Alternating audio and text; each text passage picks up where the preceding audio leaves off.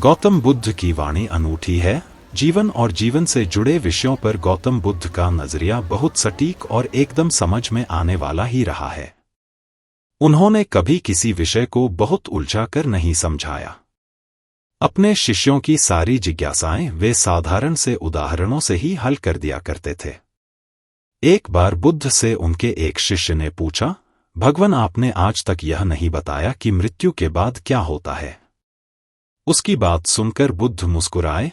फिर उन्होंने उससे पूछा, पहले मेरी एक बात का जवाब दो।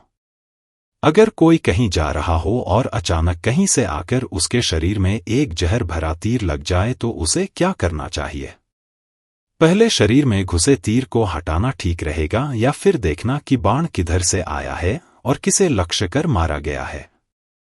शिष्य ने कहा, पहले तो शरीर में घुसे तीर को तुरंत निकालना चाहिए, नहीं तो जहर पूरे शरीर में फैल जाएगा। बुद्ध ने कहा, बिल्कुल ठीक कहा तुमने। अब यह बताओ कि पहले इस जीवन के दुखों के निवारण का उपाय किया जाए या मृत्यु की बाद की बातों के बारे में सोचा जाए? जो हमारे वश में है ही नहीं, उसका विचार ही क्यों करना? किसकी मृत्यु कब आएगी, ये सिर्फ परमात्मा जानता है। मनुष्य के हाथ में सिर्फ कर्म करना है। उसे उन विषयों के बारे में सोचकर वक्त बर्बाद करना ही नहीं चाहिए जो बातें उसके हाथ में है ही नहीं। उसे सिर्फ उन बातों के बारे में सोचना चाहिए जो वो कर सकता है। शिष्य अब समझ चुका था और उसकी जिज्ञासा शांत हो गई। इंसान को उन बातों के बारे में सोचकर समय नहीं गंवाना चाहिए जिन पर उसका कोई जोर ना हो।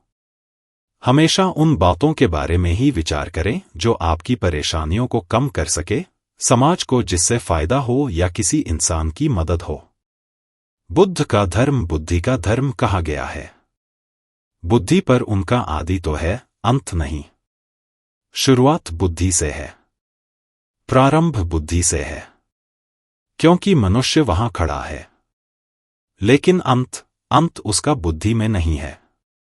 अंत तो परम अतिक्रमण है, जहां सब विचार खो जाते हैं, सब बुद्धिमत्ता विसर्जित हो जाती है, जहां केवल साक्षी, मात्र साक्षी शेष रह जाता है। लेकिन बुद्ध का प्रभाव उन लोगों में तत्क्षण अनुभव होता है जो सोच विचार में कुशल हैं। बुद्ध ने कहा, मुझ पर भरोसा मत करना। मैं जो कहता हूं उस पर इसलिए भरोसा मत करना कि मैं कहता हूं। सोचना, विचारना, जीना तुम्हारे अनुभव की कसौटी पर सही हो जाए तो ही सही है। मेरे कहने से क्या सही होगा? एक तिब्बती फकीर था, वह अक्सर यह कहानी कहा करता था। और वह कहता था, मैंने दो ही तरह के आदमी देखे। एक, वे जो वस्तुओं पर इतना भरोसा कर लेते हैं कि उनकी वजह से ही परेशान हो जाते हैं। और एक वे जो अपने पर इतने भरोसे से भरे होते हैं कि वस्तुएं उन्हें परेशान नहीं कर पाती। दो ही तरह के लोग हैं इस पृथ्वी पर। दूसरी तरह के लोग बहुत कम हैं, इसलिए पृथ्वी पर आनंद बहुत कम है। पहले तरह के लोग बहुत हैं, इसलिए पृथ्वी पर दुख बहुत है। तिब्बत में एक पुरानी कथा है कि दो भाई हैं। पिता मर गया है तो उनके पास 100 घोड़े थे। घोड़े का काम था, सवारियों को लाने ले जाने का काम था।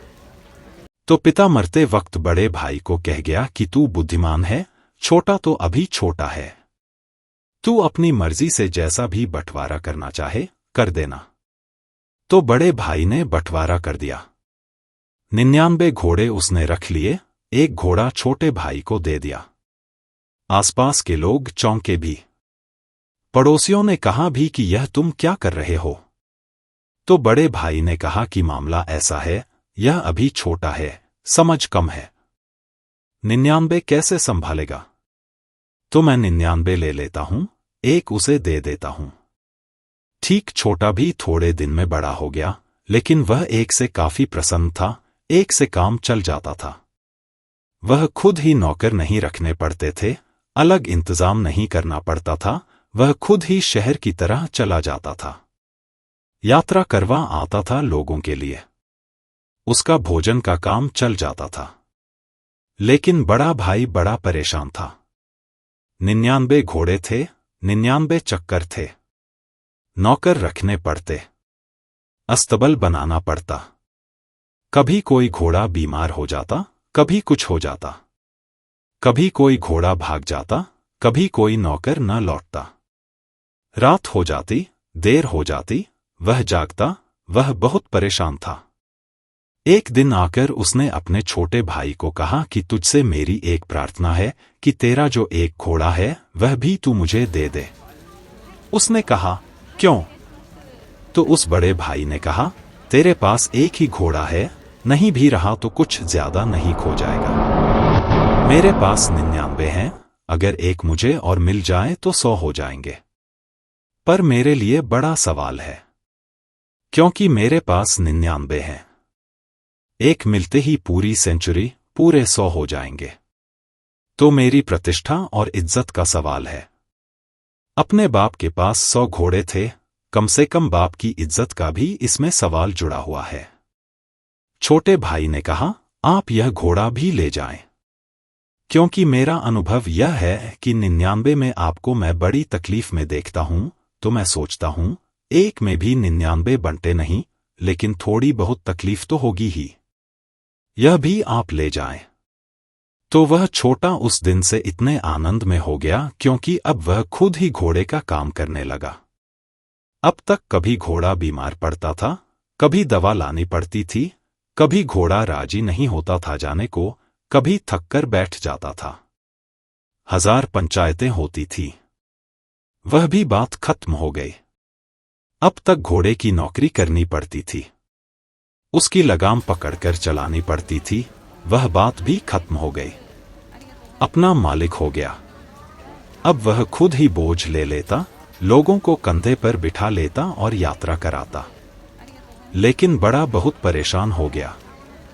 वह बीमार ही रहने लगा, क्योंकि 100 में से अब कहीं एक आध कम न हो जाए, कोई घोड़ा मर न जाए, कोई घोड़ा खो न जाए, नहीं तो बड़ी मुश्किल हो जाएगी। मारपा यह कहानी अक्सर कहा करता था। एक तिब्बती फकीर था, वह अक्सर यह कहानी कहा करता था। और वह कहता था, मैंने 2 ही तरह के आदमी देखे, एक वे जो वस्तुओं पर इतना भरोसा कर लेते हैं कि उनकी वजह से ही परेशान हो जाते हैं, और एक वे जो अपने पर इतने भरोसे से भरे होते हैं कि वस्तुएं उन्हें परेशान नहीं कर पाती। 2 ही तरह के लोग हैं इस पृथ्वी पर। दूसरी तरह के लोग बहुत कम हैं, इसलिए पृथ्वी पर आनंद बहुत कम है। पहले तरह के लोग बहुत हैं, इसलिए पृथ्वी पर दुख बहुत है।